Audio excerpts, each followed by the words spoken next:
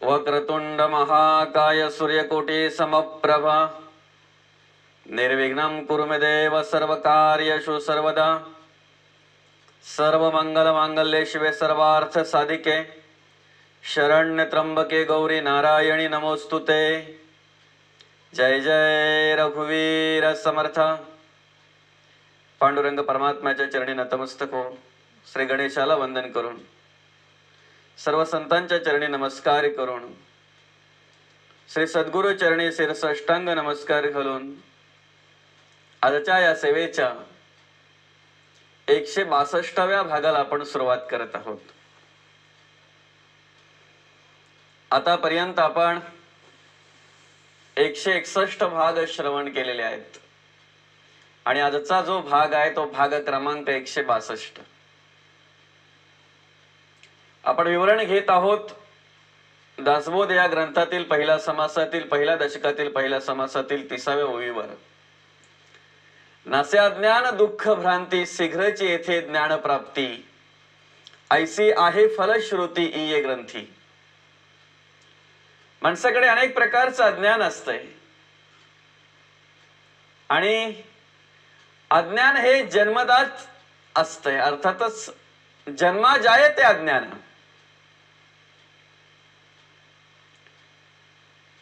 आपल्या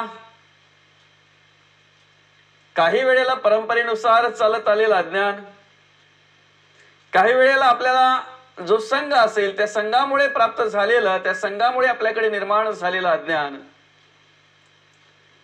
समोरच्या वातावरणामुळे आपल्याकडे निर्माण झालेलं अज्ञान, परिस्थितीमुळे निर्माण झालेलं अज्ञान, अनेक प्रकारचे उपदेशक मिळतात आयुष्यामध्ये आणि ते जर उपदेशक आत्मज्ञानी नसतील तर त्यांच्यामुळे निर्माण झालेलं अज्ञान, असं अनेक प्रकारचं अज्ञान माणसाच्या पिंडामध्ये निर्माण होत असते, माणसाकडे पाहायला मिळतंय। अनेक गोष्टींविषयी माणसाकडे अज्ञान असतो। देवाविषयी अज्ञान, परमार्थाविषयी अज्ञान, भक्तीविषयी अज्ञान, आपल्याविषयी अज्ञान, आपल्या आयुष्याविषयी अज्ञान, आपल्या संसाराविषयी अज्ञान, आपल्या प्रपंचाविषयी अज्ञान, आपल्या घराविषयी अज्ञान,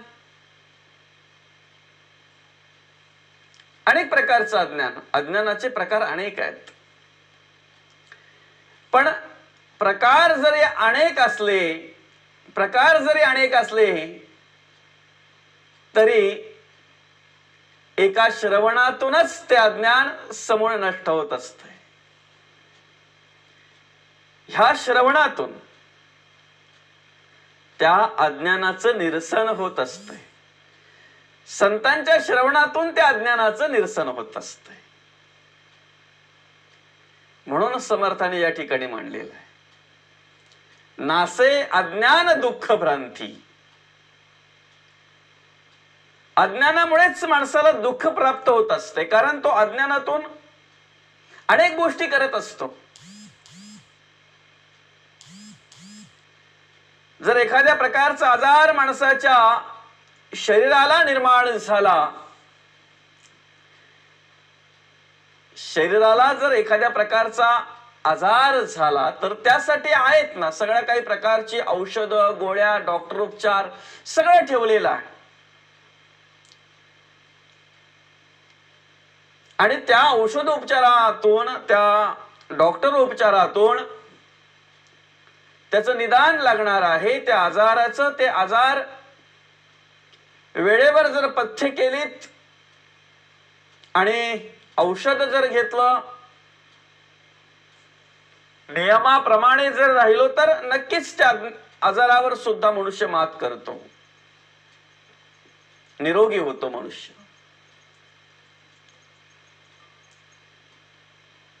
ज्याप्रमाणे माणसाच्या शरीराला अनेक प्रकारचे आजार निर्माण होतात, त्याचप्रमाणे माणसाच्या मनालाही अनेक प्रकारचे आजार निर्माण होत असतात। मनाकडेही अनेक प्रकारचे रोग, मनाकडेही अनेक प्रकारचे आजार निर्माण होत असतात. आणि एकदा माणसाच्या मनाला आजार झाला ना की माणूस त्या मनाचा आजार बरा करण्यासाठी वेगवेगळ्या प्रकारचे उपाय शोधत असतो. वेगवेगळ्या प्रकारचे त्या ठिकाणी मार्ग शोधत असतो. त्या ठिकाणी मार्गदर्शक जर चांगला मिळाला तर ठीक, नाही तर कित्येकांचे आयुष्य उद्ध्वस्त झाले. कित्येक लोक त्या अज्ञानातच गेली. फरक तर जाणवलाच नाही. मनाकडे परिवर्तन तर घडलंच नाही. मनाला जे आजार असतात ते आजार तर बरे झालेच नाहीत, पण आयुष्य संपवलं आपलं. वैद्याची प्रचिती ना आणि भिडई उलंघिना, मग रोगी वाचेना ऐसे जाणावे, असं समर्थांनी या दासबोधामध्ये मांडलेलं आहे. वैद्याची प्रचिती ना तरी मग रोगी वाचेना. त्या ठिकाणी भीडही ठेवता कामा नये. म्हणून आणि भीडही उल्लंघेना तरी मग रोगी वाचेना ऐसे जाणावे. या ठिकाणी स्पष्ट ओळख दिलेली आहे संतांनी की जे अज्ञान माणसाकडे असतंय ना, त्या अज्ञानातून जर माणसाने वाटचाल केली तर जे सुख मनुष्य शोधतोय ना, आयुष्यभर जरी धावपळ केली तरी ते सुख त्याला मिळत नसतंय. नाही मिळत ते सुख त्याला. जोपर्यंत त्याला राहायला व्यवस्थितरित्या घर नसते तोपर्यंत त्याला असं वाटतंय की एकदा घर तयार झालं ना मग मी सुखी. आणि त्यासाठी तो धावपळही करत असतो. पण त्या ठिकाणी अशी परिस्थिती पाहायला मिळते की ज्याला ते नाही आहे, ज्याला राहायला घर नाही आहे तो पण दुखी आहे. आणि ज्याला चांगल्या प्रकारचा बंगला मिळालेला आहे, मिळालेला म्हणजे त्याने बांधकाम केलेला आहे, त्याचा चांगल्या प्रकारे बंगला आहे, आणि त्या ठिकाणी जर अज्ञान असेल तर त्या ठिकाणी सुद्धा दुःखच पाहायला मिळतंय. म्हणजे कोणीही काहीही यावं, काहीही सांगावं आणि ते त्याने मनाला धरून बसावं, आणि मग त्या मनामध्ये तीच चिंता करत करत शेवटी दुःखच प्राप्त करून घ्यावं अशी अवस्था पाहायला मिळते. संतांनी सांगितलेलं आहे, मेलेल्या माणसाला जाळते ती चिता, मृतावस्थेत असलेल्या माणसाला जाळते ती चिता, आणि जिवंत माणसाला जाळते ती चिंता. म्हणून चिंता करण्यापेक्षा चिंतन करावं.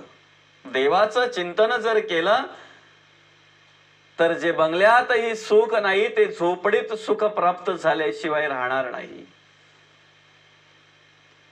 जे देवाच्या कृपेने आपल्या संचिताप्रमाणे आपल्याला घर मिळालेलं आहे, बंगला मिळालेला आहे, त्याच्यात जर आपल्याला समाधानी राहायचं असेल, सुखात जर राहायचं असेल तर संतांच्या शिकवणीची जोड पाहिजे, परमार्थाची जोड पाहिजे. आज बघा ना, काही ठिकाणी पाहायला मिळतंय ज्याला मूलबाल नाही तो मूलबाल व्हावं म्हणून नवस करत असतो, देवधर्म करत असतो, अजून डॉक्टर उपचार करत असतो. बरं, त्याच्या चेहऱ्यावर जेव्हा पाहावं तेव्हा नर्वसताच असते, नाराजीच असते. का?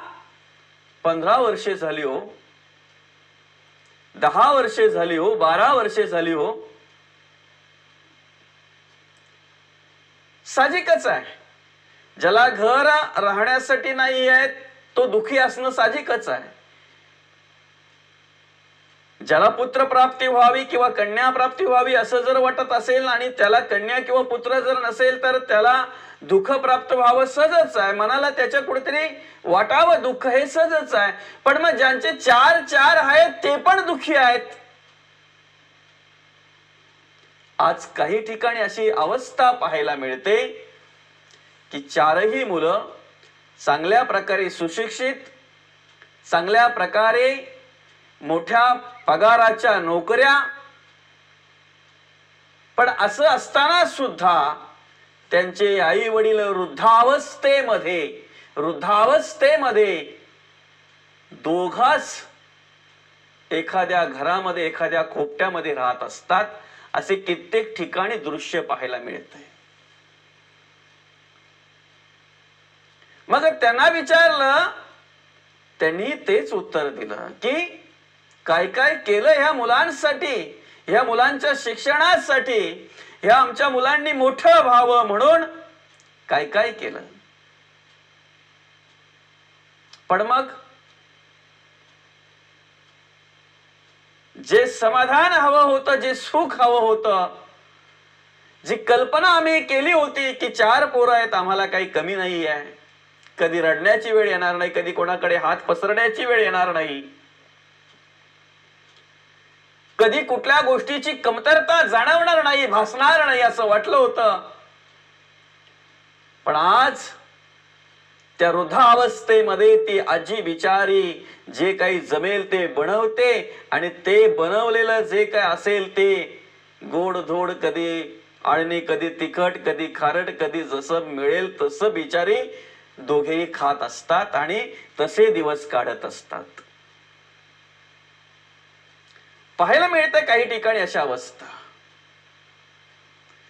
मग यांनी काय केलं तर आयुष्यभर फक्त त्या 4ही मुलांनी चांगलं शिक्षण घ्यावं, चांगलं मोठं व्हावं, चांगल्या पगाराच्या नोकऱ्या मिळाव्यात, त्यांच्यासाठी चांगल्या प्रकारची घरं निर्माण करावीत म्हणून काय केलं, फक्त द्रव्य गोळा करत बसले.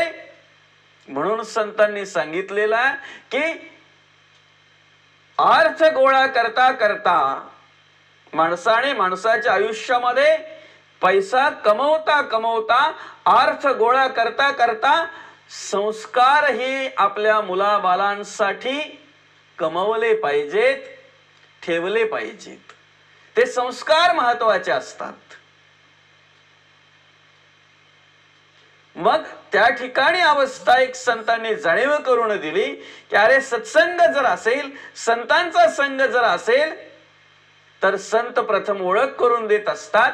मातृदेवो भव, पितृदेवो भव, आचार्य देवो भव आणि अतिथी देवो भव. हो, त्या ठिकाणी संत ओळख करून देत असतात. आई वडिलांची सेवा करणं हा प्रथम सर्वात पहिला आपलं कर्तव्य आहे. काय केलं नाही त्यांनी आपल्यासाठी, ही जाणीव त्या ठिकाणी संतांनी करून दिलेली आहे. आणि ते जर आपल्याकडून जर घडत नसेल, ती सेवा जर आपल्याकडून घडत नसेल आणि ज्या पद्धतीने वर्णन केलं त्या पद्धतीने जर ती अवस्था जर आपल्या आई वडिलांची असेल तर आपण कितीही परमार्थ केला, कितीही परमार्थिक असण्याचा आवा आणला तरी कुठल्याही प्रकारचं सामर्थ्य आपल्याला प्राप्त होत नसतंय, कुठल्याही प्रकारचं देवाच्या कृपेचं बळ आपल्याला प्राप्त होत नसतंय. म्हणून त्या ठिकाणी एक जाणीव संतांनी करून दिलेली आहे. जगी सर्व सुखी असा कोण आहे, विचारे म्हणा मना तुझ तुलाच विचार बाबा रे, असा कोण सुखी आहे. विचारे म्हणा तुची शोधून पाहे. मना तू विचारी आहेस ना, तू विचार करणारा आहेस ना. मग जगामध्ये सुखी कोण आहे असं शोध. कुठेही बघा ना, ज्या ठिकाणी परिस्थिती अतिशय हलाखीची आहे, गरीब आहे, अन्न खायला मिळत नाही, दुखी आहे, पण ज्या ठिकाणी कोठारं भरलेली आहेत पण डॉक्टरांनी खायला मना केलेली आहे, जर खाणार तर लवकर जाणार, म्हणजे अशी अवस्था पाहायला मिळते. ह्या सगळ्यावर उपाय एक आहे. उपाय एक हरिभक्ती, एकच. अर्थातच जे आहे त्यात समाधान मानून राहण्यासाठी, जे आहे त्यात सुखी आणि समाधानी राहण्यासाठी, जे देवाच्या कृपेने प्राप्त झालेला आहे, जे संतांच्या कृपेने प्राप्त झालेला आहे, त्यात सुखी आणि समाधानी राहण्यासाठी एक उपाय संतांनी सांगितलेला आहे. उपाय एक हरिभक्ती. जरी ठाकेना विरक्ती तरी यथानुशक्ती भजन देवाचे करावे. उपाय एक हरिभक्ती. जरी ठाकेना विरक्ती तरी यथानुशक्ती भजन देवाचे करावे. पण होतंय काय, अज्ञानातून ह्या सगळ्या गोष्टींवर तोडगा काढण्यासाठी, ह्या सगळ्या गोष्टींवर उपाय शोधण्यासाठी मनुष्य जो मार्ग अवलंबन करतो, जे मार्ग शोधतोय ते वेगवेगळ्या प्रकारचे असतात. आणि अज्ञानातून शोधल्यामुळे, अज्ञानातून ते मार्ग त्याला सापडल्यामुळे ते मार्गही असे असतात की माणसाला अजून अजून अडकवून ठेवतात. हा फक्त आपण विचार करायचा असतो, हा फक्त आपण बोध पिंडामध्ये घ्यायचा असतो. संत आपल्याला त्या मार्गांची ओळख करून देत असतात. अनेक प्रकारचं अज्ञान माणसाचं संतांनी दाखवलेलं आहे, अनेक प्रकारचं. हो. वृक्ष काष्ट देखिले मनास वाटे भूत आले, काहीच नसता हडबडिले या नाव भ्रम.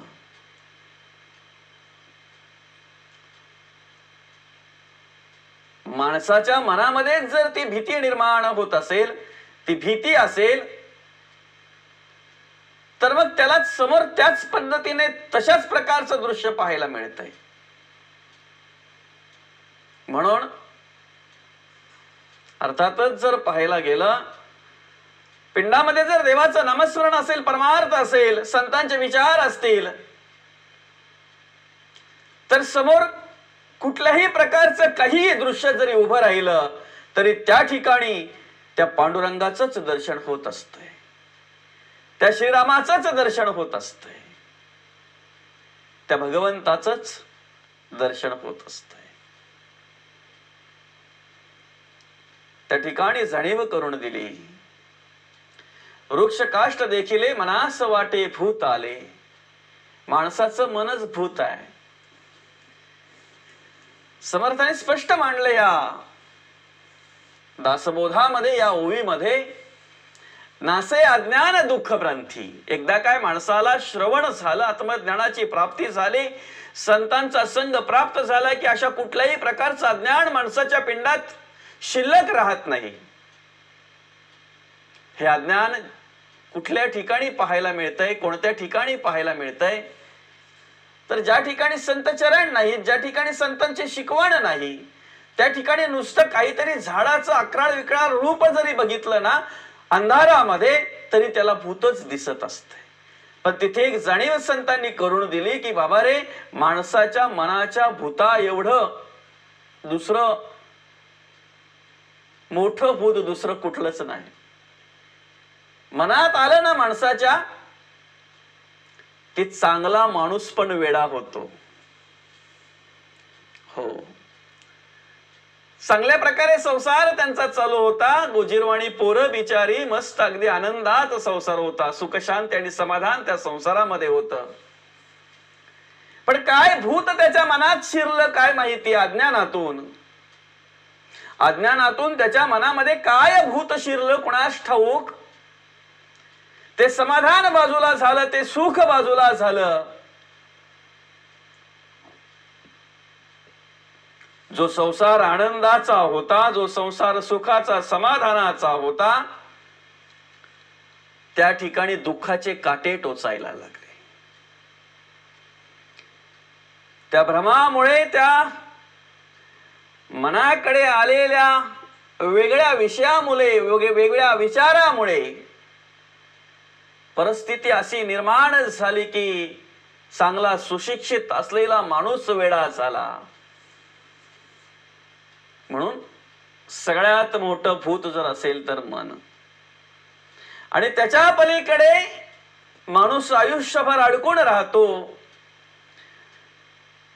ज्या जाळ्यामध्ये अडकून राहतो, ज्या जाळ्यापासून मुक्त व्हायला पाहिजे, ज्या जाळ्यातून सुटायला पाहिजे, पण तो जसा जसा मोठा होत जातो तसं तसं ते जाळं मोठं तो स्वतःच निर्माण करत असतो. आणि त्या जाळ्यामध्ये एवढा अडकून राहतो, एवढा अडकून राहतो की जे आयुष्य संतांच्या कृपेने प्राप्त झालेलं असतंय, देवाच्या कृपेने प्राप्त झालेलं असतंय, ते सगळं आयुष्य उपभोगून सुद्धा जायला तयार होत नाही. एवढा अडकून राहतो तो. सगळ्यात मोठं भूत आहे ते. आणि त्या भूताचं वर्णन नाथ महाराजांनी त्यांच्या भारुडामध्ये केलेलं आहे. भूत जबर मोठे बाई, झाली झडपड करू गत काही. जबर मोठं भूत त्याचं वर्णन केलंय नाथ महाराजांनी. मायेचं भूत, मायारूपी असं भूत आहे की एकदा मनुष्य मायाधीन झाला की त्याला कुठे काय दिसेल आणि कुठे कसल्या प्रकारचा अनुभव येईल, कुठे कसल्या प्रकारचं काय त्याच्या मनामध्ये निर्माण होईल ते सांगू शकत नाही. मांजर आडवी गेली म्हणून तो 5 पावलं मागे आला, तर मागे 5 पावलं आला बरोबर आहे, पण मागे न पाहता आला आणि गटारात पडला. म्हणजे मांजरीमुळे नुकसान व्हायचं ते नंतर झालं असतं असं काही नसतंय, झालं नसतं, पण त्याच्या मनाची समजूत. पण आता किती मोठं नुकसान झालं. अर्थात वास्तविक त्या मांजराला वाटायला पाहिजे की माणूस कधी आडवा जाता कामा नये. कारण आपण कित्येक वेळेला पाहतो, प्राणी पक्षी जर आडवे गेले तर माणसाचं काही बिघडत नाही, पण माणूस जर आडवा गेला ना तर माणसाचं काम बिघडलं जातंय. म्हणून तो बोलतोय, अरे सगळं काम झालं होतं बोल. असं काहीतरी काम असतंय त्याचं. 2-3 महिने त्याने प्रयत्न केले ते काम यशस्वी होण्यासाठी, आणि जस्ट काम होणार, यशस्वी होणार तेवढ्यात काहीतरी बिनसतंय. आणि मग तो बोलतोय 2 महिने प्रयत्न केले होते, जवळजवळ 90% काम झालं होतं, पण तो माणूस आडवा गेला ना. म्हणजे एक वेळ प्राणी पक्षी आडवे गेलेले परवडतात, पण माणूस आडवा जाता कामा नये. त्या आडव्या जाणाऱ्या माणसाला परमार्थात स्थिर करायचं आहे, परमार्थात उभं करायचं आहे आणि त्याच्याकडून परमार्थ करून घ्यायचा आहे. हे परिवर्तन संतांच्या कृपेने होत असते. म्हणून एकदा मायेच्या अधीन मनुष्य झाला ना, एकदा मायेच्या जाळामध्ये मनुष्य सापडला ना की त्याच्याकडे अनेक प्रकारचे भ्रम, अनेक प्रकारचं अज्ञान निर्माण होत असते. आणि त्या मायेच्या जाळामध्ये अडकल्यानंतर तो उपायही त्याच पद्धतीचे करत असतो. म्हणून संतांनी मांडलेला आहे. जगद्गुरु तुकाराम महाराज म्हणतात, नको नको मना गुंतू माया जाळी, काळ आला जवळी ग्रासावया. काळाची उडी पडेल बा जेव्हा, सोडवीना तेव्हा माय बाप. सोडवीना बंधू पाठीची, बहिणा शेजेची, कामीना दूर राहे. सोडवीना राजा देशीचा चौधरी, आणिक सोयरी भली भली.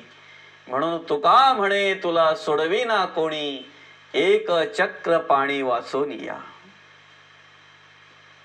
त्या मायेच्या जाळामध्ये एकदा मन गुंतलं ना की त्याला कोणीही सोडवू शकत नाही.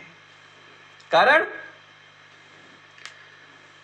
त्याचं जसं वय वाढत असतंय ना तसं तो मायेचा जाळा निर्माण करत असतो. त्याचं आयुष्य जसं तो उपभोगत असतो ना, तसा तो मायेचा जाळा निर्माण करत असतो. मायेचा जाळा विशाळ असा निर्माण करत असतो आणि शेवटी त्या जाळ्यामध्येच तो अडकत असतो. मग त्या ठिकाणी एकदा त्या मायारूपी भूताने झडपलं की तो काय काय उपाय करतो त्याची ओळख पुढे नाथ महाराज त्या भारुडामध्ये करून देतात. सुप चाटूचे केले देव ऋषी, या भूताने धरली केशी. एवढंच नाही, लिंबू नारळ कोंबडा उतारा, त्या भूताने धरिला थारा. अशा सगळ्या प्रकारचे उपाय तो करायला लागतो. पण मायारूपी जाळं असं आहे, मायारूपी भूत असं आहे की ते त्याच्याने उतरत नाही. ते अनेक प्रकारचे जरी उपाय केले तरी त्याच्याने मायापासून मनुष्य बाजूला होणार नाही, मायेच्या जाळापासून बाजूला होणार नाही. त्यासाठी ब्रह्माची ओळख घ्यायला पाहिजे, ब्रह्माचा मनुष्य झाला पाहिजे, ब्रह्मज्ञान प्राप्त झालं पाहिजे. ती जाणीव समर्थांनी करून दिलेली आहे. माया ब्रह्माचे विवरण करिता चुके जन्म मरण, संतास गेलिया शरण मोक्ष लाभे. त्या मायेचं आणि ब्रह्माचं विवरण हे संतांच्या कृपेने प्राप्त होत असतंय आणि ते झालं पाहिजे, केलं पाहिजे.